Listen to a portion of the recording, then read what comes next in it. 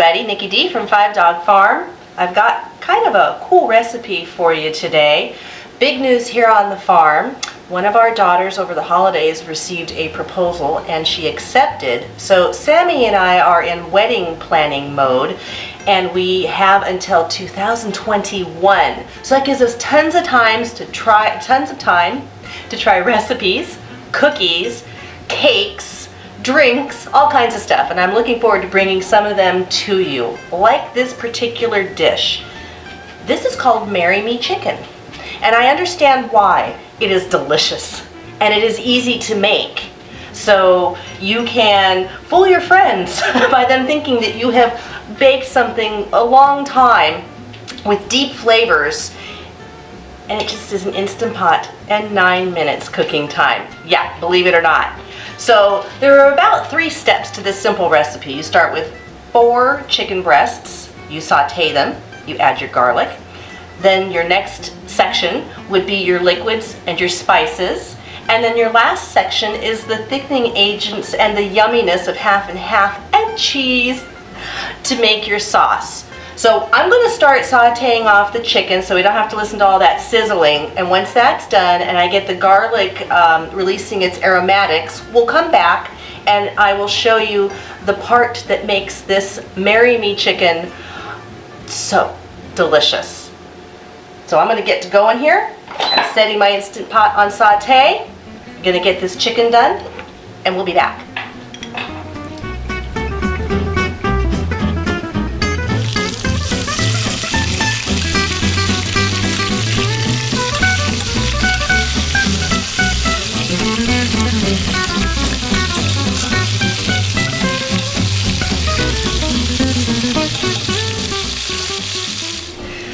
So the garlic is all cooked off. You can smell that wonderful, well you can't, but I can, and everybody else in the house can, smell the fragrance. So next section are the liquids and the spices. The whole recipe, because goodness knows when I'm doing this, I don't have a teleprompter, so I forget things. So the recipe is at www.5dog.farm, and you can print out the recipe and you can also change the calculations. If you want to serve 8 people, the calculations will change and tell you how to measure everything out for 8 people or 2 people or what have you. Especially if you're going to use this as Marry Me Chicken, you might only want to make it for 2. So I just put in a cup of water and a cup of chicken broth.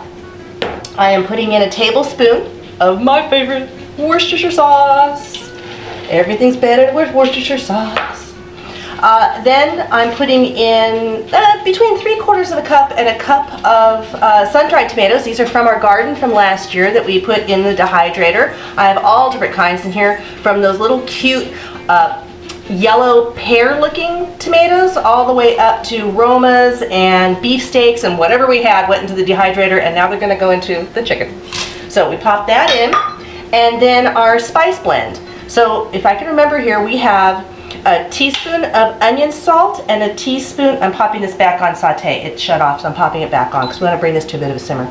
A teaspoon of both garlic powder and onion powder, a teaspoon of red chili flakes, a teaspoon of one of my other favorites, Old Bay seasoning. It's not used a lot, but I think that the flavors in it just add something that people are thinking, this is such full flavor, where did it come from? The Worcestershire and the Old Bay seasoning. Half a teaspoon of salt, a 1/4 teaspoon of pepper, and a tablespoon of dried Italian seasonings. Could you substitute just thyme, just oregano, just rosemary? Sure. I like the whole boat, so a tablespoon of Italian seasonings already mixed from the store going in. So we put that in, give that a stir around. We're going to get all those little bits and flakes off the bottom of the pot.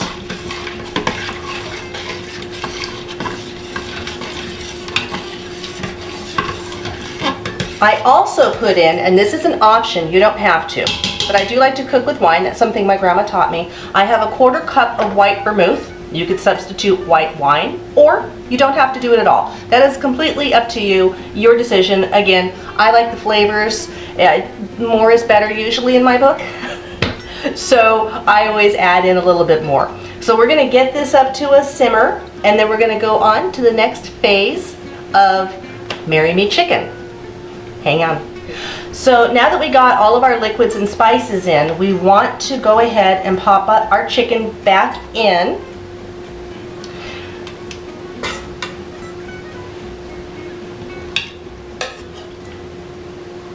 There we go. Got the chicken all nestled really nice in our delicious sauce. We're going to put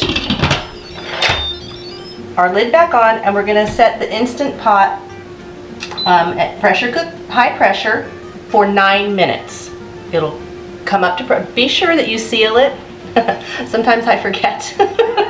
Seal it. It'll come up to pressure. Remember, it takes a little bit longer. Depends how much product you have inside your Instant Pot will make the difference in how long it takes to come up to pressure. So yes, it cooks for 9 minutes, but there's some extra time to get up to pressure. Just keep that in mind. I know when I first got mine, I'm thinking, 9 minutes, why it's taking so long? It must be broken. No, I didn't understand the concept. So we're gonna wait, we're gonna come back in 9 minutes, open it, and then we're gonna take care of the sauce. It's an open cook in the pot, and then you're done. Couldn't be easier. Be right back.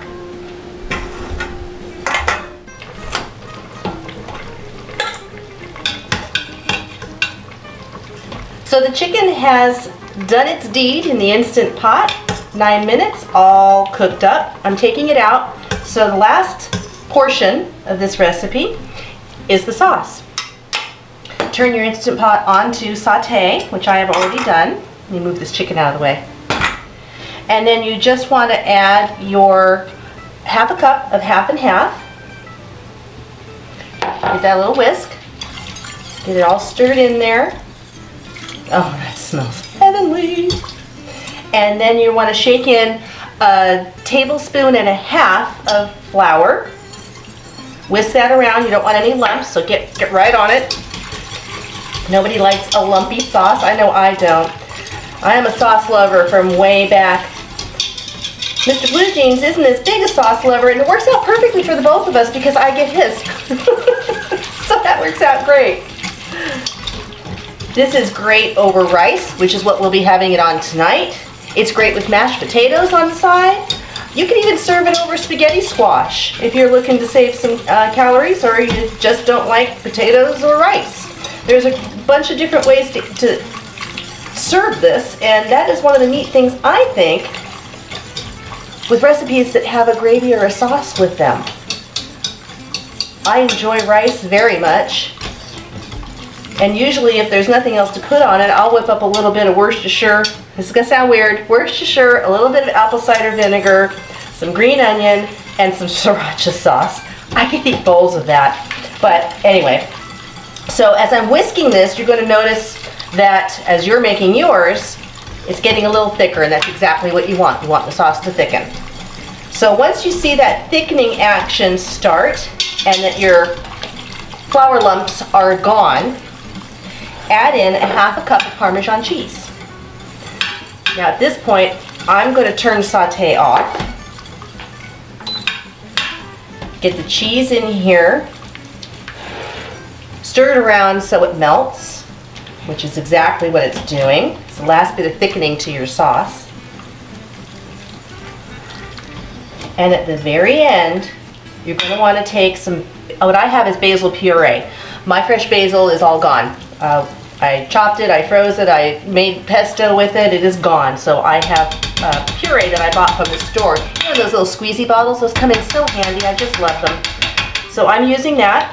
Whisk that in, and you could use fresh basil. What I would do if I was using fresh is I would just julienne it or chiffonade it, and then when I serve the dish, I would just sprinkle it on the top.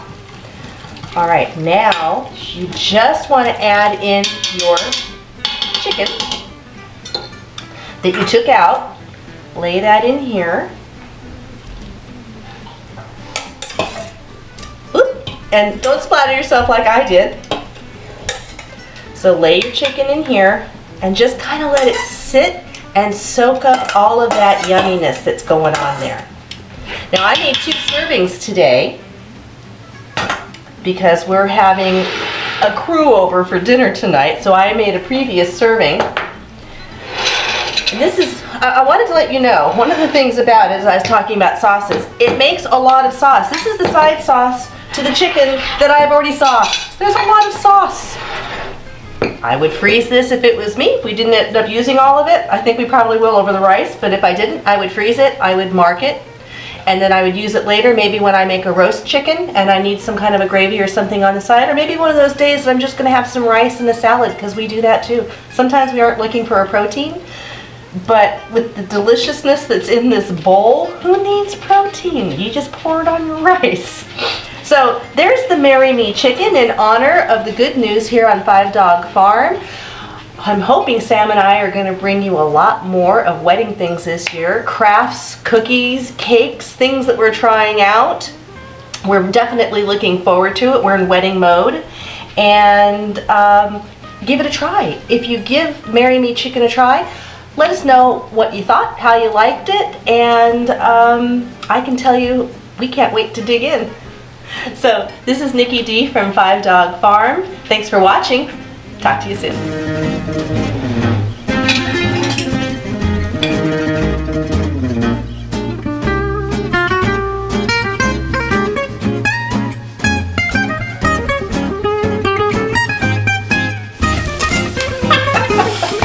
Thank you, Maddie.